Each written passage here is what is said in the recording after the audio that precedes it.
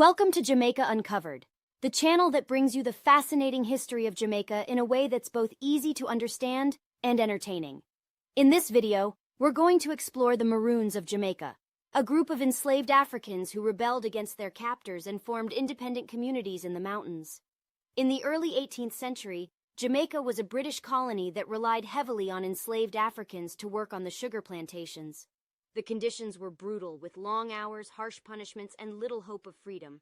However, some enslaved Africans refused to accept their fate and began to rebel against their captors. The Maroons were a group of enslaved Africans who fled into the mountains and established independent communities. They were led by charismatic leaders such as Nanny, Cudjoe, and Quao, who used their knowledge of the terrain and their fighting skills to resist the British forces. The Maroons were able to survive in the mountains by using their knowledge of the land and their resourcefulness. They built their own homes and farms and hunted and fished for food. They also established relationships with the indigenous people of Jamaica, the Arawaks, and learned their methods of healing and herbal medicine. The British colonial authorities were determined to crush the Maroons and bring them back under their control. They sent troops into the mountains and engaged in a long and brutal conflict with the Maroons.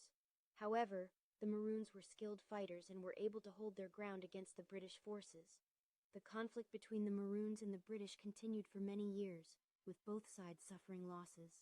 However, in 1738, a peace treaty was signed between the two sides, which allowed the Maroons to keep their independence in exchange for helping to capture runaway slaves and maintaining order in the colony.